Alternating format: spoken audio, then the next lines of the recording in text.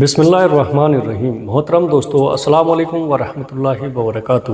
پیارے دوستو، محرم الحرام اسلامی سال کا پہلا مہینہ ہے، یعنی محرم الحرام سے ہجری سال کا آغاز اور ذی الحجہ پر ہجری سال کا اختتام ہوتا ہے۔ اس ماہ کو حضور صلی اللہ علیہ وسلم نے اللہ تعالیٰ کا مہینہ قرار دیا ہے۔ پیارے دوستو، یوں تو سارے ہی دن اور مہینے اللہ تعالیٰ کے ہیں، لیکن اللہ تعالیٰ کی طرف نسبت کرنے سے اس کی فضیلت ظاہر ہوتی ہے۔ پیارے دوستو، ماہ محرم کی ایک فضیلت یہ بھی ہے کہ اس مہینے کا روزہ رمضان المبارک کے بعد سب سے افضل ہے۔ پیارے دوستو، حضرت علی رضی اللہ تعالی عنہ سے روایت ہے کہ میں حضور صلی اللہ علیہ وسلم کے پاس بیٹھا ہوا تھا۔ ایک صاحب نے آ کر پوچھا، یا رسول اللہ صلی اللہ علیہ وسلم، رمضان کے مہینے کے بعد کس مہینے کا روزہ رکھنے کا آپ مجھے حکم دیتے ہیں؟ تو پیارے عزیز دوستو، تو حضور صلی اللہ علیہ وسلم نے فرمایا، اگر رمضان کے مہینے کے بعد تمہیں روزہ رکھنا ہو تو محرم الحرام کا روزہ رکھو۔ پیارے دوستو، اس لیے کہ یہ اللہ کا مہینہ ہے، اس میں ایک دن ہے جس میں اللہ تعالیٰ نے ایک قوم کی توبہ قبول کی اور دوسرے لوگوں کی توبہ بھی قبول فرمائے گا۔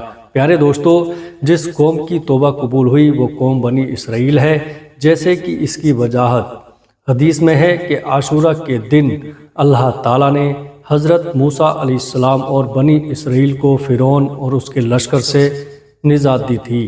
میرے پیارے عزیز دوستو، اب یوم عاشورہ کی تاریخ اہمیت ملاحظہ فرمائیں۔ پیارے دوستو، یوم عاشورہ بڑا ہی محترم وشان اور عظمت والا دن ہے۔ تاریخ کے عظیم واقعات اس سے جڑے ہوئے ہیں۔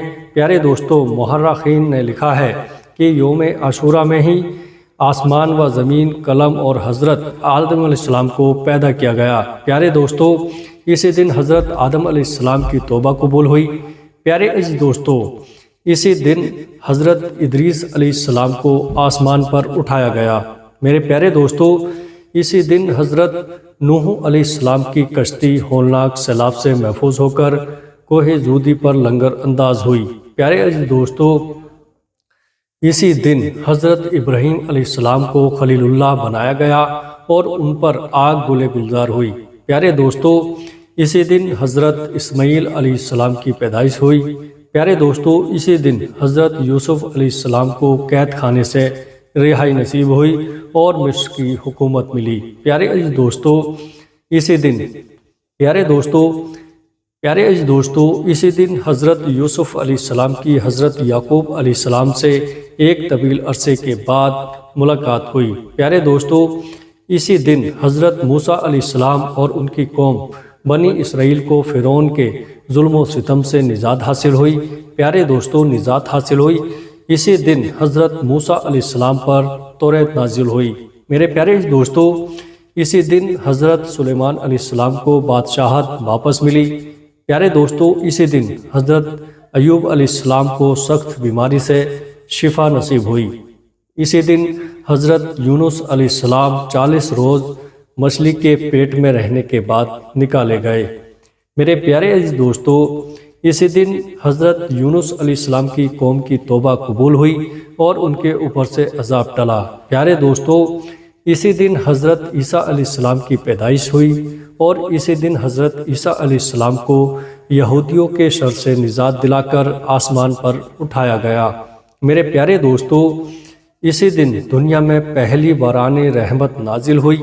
اسی دن قریش خانہ کعبہ پر نیا غلاف ڈالتے تھے۔ پیارے دوستو، اسی دن حضور صلی اللہ علیہ وسلم نے حضرت خدیجہ الکبریٰ رضی اللہ تعالی عنہا سے نکاح فرمایا۔ میرے پیارے دوستو، اسی دن کوفی فریب کاروں نے نواسہ رسول حضرت امام حسین رضی اللہ تعالی عنہ کو میدان کربلا میں شہید کیا۔ پیارے دوستو، اور اسی دن قیامت قائم ہوگی۔ پیارے دوستو، یوم عاشورہ میں کرنے کے کام۔ دوستو، احادیث مبارکہ سے یوم عاشورہ میں صرف 2 چیزیں ثابت ہیں۔ نمبر 1، روزہ۔ پیارے دوستو، حدیث کے مطابق 10 محرم الحرام کے روزہ کے ساتھ 9 محرم الحرام یا 11 محرم الحرام کا روزہ ملا کر رکھنے کی تاکید کی گئی ہے۔ پیارے دوستو، جیسا کہ ہمارے پیارے نبی صلی اللہ علیہ وسلم نے ہمیں یہ تعلیم دی کہ یوم عاشورہ کے ساتھ ایک دن کا روزہ اور ملا لو، بہتر تو یہ ہے کہ 9ویں اور 10ویں تاریخ کا روزہ رکھو۔ پیارے دوستو، اور اگر کسی وجہ سے 9ویں کا روزہ نہ رکھ سکو تو پھر 10ویں کے ساتھ 11ویں کا روزہ رکھ لو، تاکہ یہود کی مخالفت ہو جائے اور ان کے ساتھ کسی بھی قسم کا تشابہ ایک جیسا نہ رہے۔ میرے پیارے عزیز دوستو، مدینہ کے یہودی 10 محرم الحرام کا روزہ رکھتے تھے، اسی لیے حضور صلی اللہ علیہ وسلم نے 9، 10 یا 10، 11 محرم الحرام کا روزہ رکھنے کا حکم دیا، پیارے دوستو، تاکہ اس طرح یہود کی مخالفت ہو جائے۔ پیارے دوستو، دوسرا کام جو ہمیں اس مہینے میں کرنا ہے وہ ہے اہل و عیال پر رزق میں فراخی۔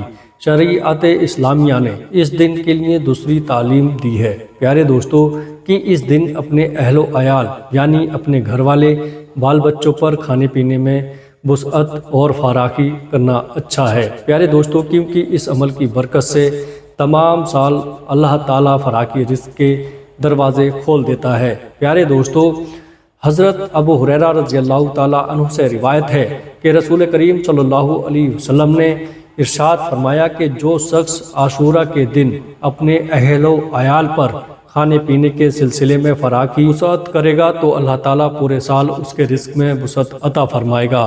دوستو، آخر میں ہم بات کرتے ہیں ان غلط باتوں کی جو محرم الحرام کے حوالے سے عوام کے اندر مشہور ہے۔ بعض لوگ یہ کہتے ہیں کہ محرم الحرام کے مہینے کے اندر گوشت گھر میں نہیں ہونا چاہیے، اس سے بے برکتی ہوتی ہے اور گھر میں نقصانات ہوتے ہیں، اور بعض یہ کہتے ہیں کہ قربانی کا گوشت جو ہم فریز میں رکھتے ہیں وہ محرم الحرام کا مہینہ شروع ہونے سے پہلے ختم ہو جانا چاہیے۔ پیارے دوستو، اگر محرم الحرام کے مہینے میں فریز میں گوشت رکھا رہا تو گھر میں بہت زیادہ نقصانات ہو سکتے ہیں۔ دوستو، یہ غلط بات ہے۔ ابتدائی اسلام میں جب قربانی کی جاتی تھی تو اس وقت یہ حکم تھا کہ 3 دن کے اندر گوشت کو ختم کرنا چاہیے، لیکن بعد کے اندر اس حکم کو منسوخ کر دیا گیا۔ خلاصہ یہ کہ گوشت فریز میں رکھا رہا یا گھر میں پڑا رہا محرم کے اندر تو اس سے کوئی نقصان نہیں ہوتا، نہ ہی کوئی بے برکتی آتی ہے۔ اسی طرح بعض لوگ یہ سمجھتے ہیں کہ محرم الحرام کے مہینے میں اگر ہم بستری کی جائے تو نکاح ٹوٹ جاتا ہے، یہ بھی غلط بات ہے۔ بعض کہتے ہیں کہ نکاح نہیں ٹوٹتا، لیکن محرم الحرام میں ایسا کرنا ناجائز عمل ہے، یہ بھی غلط بات ہے۔ پیارے دوستو، اس مہینے میں ہمیں کیا کرنا چاہیے وہ ساری تفصیل گزر چکی ہے۔ پیارے دوستو، آپ سن چکے ہیں۔ اللہ تعالی ہم سب کو عمل کی توفیق عطا فرمائے۔